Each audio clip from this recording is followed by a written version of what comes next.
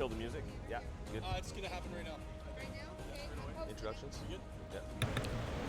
All right, Fragapalooza 2019. We are here with Eric, or better known as 315.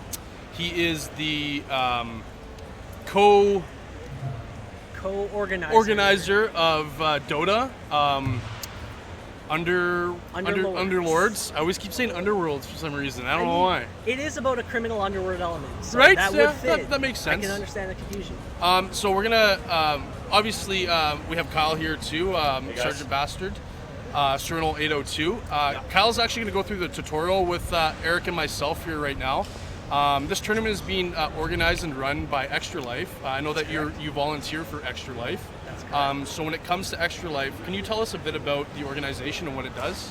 So Extra Life as a whole, I'm sure people are familiar with. It's a pretty big, like, multinational charity thing. We are the Guild for Edmonton, Alberta here, and we like to come around to events like Fragapalooza. Awesome. And just do tournaments and help spread awareness for raising funds for the Stollery Children's Hospital. That's awesome. Sweet.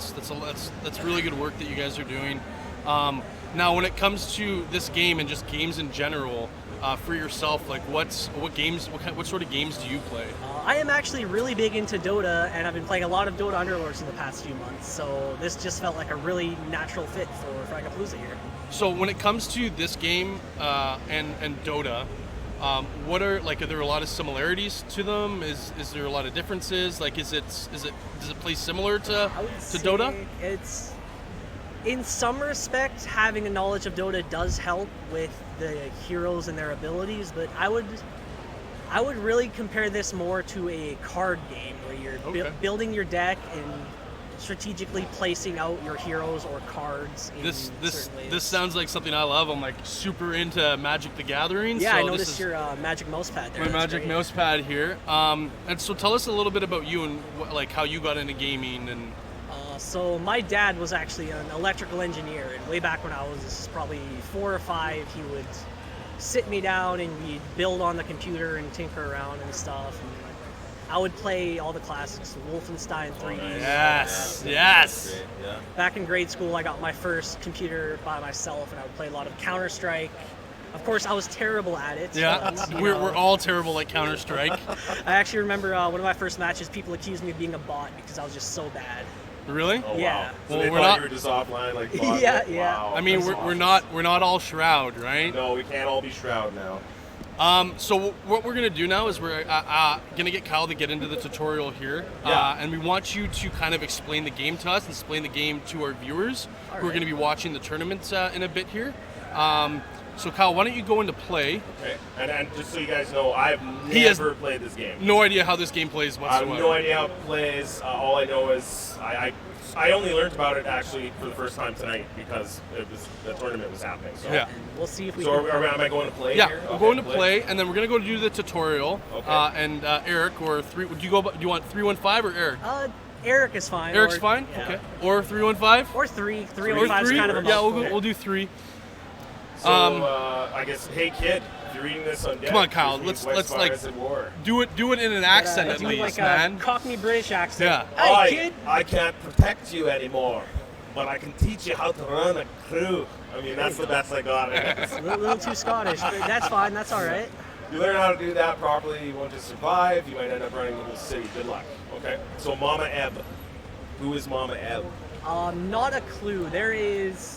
So I'm not sure if people are familiar with the Dota lore. There was a game called Artifact that kind of expanded on the Dota lore, and then they scrapped that, and they kind of built some of the lore into Artifact.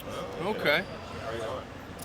So I've you want to got give Kyle a field. breakdown of what's Yeah, going what's on here? going on here? Okay, so you have the conceit.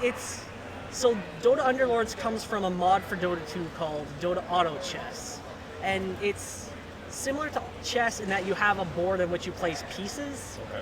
and each round consists of buying heroes with gold that you get from winning rounds. And each hero has different alliances, usually 2, sometimes 3 alliances that give different bonuses depending on how many you have. So the first phase here, you want to buy your hero. Okay. So I'm gonna leave this up to you. Let's do something different. What who do you, just at a first glance, who do you feel like picking? I'm kind of looking at the Ogre Magi. Okay, he's not a bad choice. Magi, yeah. So one thing you can do as well is you can hover over, see the bottom there? You can hover over that and it'll kind of show you exactly what each thing does. And this is me, like, I just started playing this game, 30 minutes ago, 45 minutes ago? Maybe not even, yeah. It's a very easy game to learn, I found. Yeah. Anyone can kind of pick it up. And there's so many different options when it comes to building your team, right? Yeah, there's a lot of variables. A lot of, you get funneled into, if you just kind of follow what you should be doing, you can kind of do all right. But it's really being able to think outside the box that separates a good Underlords player from a great Underlords player. Okay. So with that said, you being somewhat professional at this, to a newer player, if they were to go through the tutorial, which one would be the best for them to pick to start off with? I would say Bloodseeker is a very strong choice. And why is that? Because for these, the initial 3 rounds in Underlords are against what's called neutral creeps. They're like just monster rounds. And Bloodseeker heals himself every time he kills one. So he is a very, very strong choice for new players. He's kind of got some self-sustain. He's got pretty good damage. So I bought him, I take it? Yes, you bought him by clicking on him, and now you want to drag him onto your board. Okay, so I place him wherever I want. Anywhere you want. Positioning is important in Underlords. Is the grates matter? Like, does the different tiles do anything different? Or is it Not particularly. Those are really just for visual flair. Okay. I noticed here you put him at the back there. Bloodseeker is a melee unit. Okay. So it's usually best to put him closer to the action on the front lines. Getting it right. Like we said, right off the he bat. has no idea what he's doing. I think you can move him though, can he? Can I move? Yeah, I you can, should be able to okay. just I would- drag him somewhere closer to the front All lines right, I'll there. go. Yeah. How about here? I don't want to get too advantageous. All right, that's good. That's good. Okay. Solid So spot. and then I click this to go next. Yes, you should close the shop. That button closes Close the the shop shop. there. Okay. And then you're going to see a button to the left there, Kyle. Yeah. And that's going to start your round. Yes. Okay. So it's when it's 1v1, it's each person prepares. Yeah. No, well, And then you have a goes- time limit, Oh, and there's it's a a time very... limit. You're preparing at the same time as your opponent. So it's essentially it's a card building game. Yes, That's sort yes. of what it is. Yeah. It's, Okay. like That's there's really cool. similarities to chess, but it's very much the mechanics of a card game. And the difference between your tutorial and an actual game, you have a time limit of picking your characters, and you have to do it really fast. Oh, interesting. Okay. So right now we're the round resolved. I Yes. won. Yeah, Yes. yeah. So Okay. now you're going to get to pick... You should get some gold for that after that. You get to choose a item here. Oh, this is cool. Okay. So you can use items on characters as well and boost them up. Yeah, so Yes. there are kind of 2 types of items. There are items that you place on characters, and there are global items which give you different bonuses to your alliances, or maybe as that one you get additional item choices on neutral Oh, I rounds like there. this. This is good. Okay, so what do you recommend here? In a typical multiplayer match, I would definitely pick Embarrassment of Riches there, as it scales very well into the late game. You'll have more choices. Right, but for this Gives you- tutorial- Gives you multiple... You get 4 options instead of 3, right? Yes, that's Yeah. correct. So for this one, I would probably, given you have the Bloodseeker, I would probably pick the Claymore. Attack damage is very good for this stuff here. Oh, okay. So and these characters are always random every single time, every start of round. Yeah, so everybody, all 8 players in the game, they are pulling from the shop is one pool of units. Everyone is pulling from that same pool of units. But the 5 that come up in your shop are random.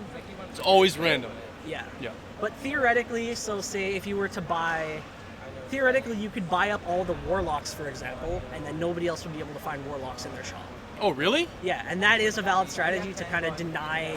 So everyone shares from the same pool. Yes, so everyone shares from the same pool, but right now all the other players, they will have different heroes. in Different their shop. ones. So there's an allotted amount of heroes in each game, Yes. and so later on, if you take these 2 warlocks, somebody in another player won't be able to take those warlocks That's anymore. correct. You're stealing them. Okay. So Tiny's calling me. All right, He's calling Tiny me. is pretty good. So I hover like- over just for the people watching, Yeah, so he's Kyle. got Primordial, Allied Primordial units spawn at rank 1 Eidolon. On death, Eidolons remain Primordial units that don't spawn Eidolons. Okay. and 'Kay. then he's got a warrior move. Yeah, so let's grab him, let's bring him in there, and then you're going to drag him onto the field. Yeah. My and- favorite thing and about start the Tiny battle. here is his ability. He'll throw people up and toss them into the other crowd of enemies. It stuns everyone at once. It deals a bunch of damage. It's So pretty we're ready to go. Yeah. See if we resolve. And So- there's only 3 rounds per match. No, it's there's the- multiple rounds. It goes until there's only one person standing. The first 3 rounds of every game are against neutral creeps here. They're basically just to gear up and get items, and then on the 4th round, you'll be facing an actual opponent. So we do need to wrap it up because we have to get things ready for the Dota tournaments. Yeah. We just wanted to kind of get an idea of how the game worked for people that are going to watch it. We'll obviously do some talking throughout the tournament while we We'll be watch covering. other players. We'll be spectating and covering. We just wanted the- to thank you for your time and thank you for telling us about Extra Life and thank you for giving us all this information about this new Dota game. Yeah, thanks, guys. It's been a 3 pleasure. is great to have Three. you. Awesome. Always a pleasure, guys. Thank you. All right, guys, Fragapalooza 2019. We're going to go into the UnderLords tournament here right away. So please check us out and follow us on Twitch, YouTube, Facebook. Give us a shout out and give us a follow. Good to see everyone. Thanks, buddy. Yeah, man, not a problem. That was cool.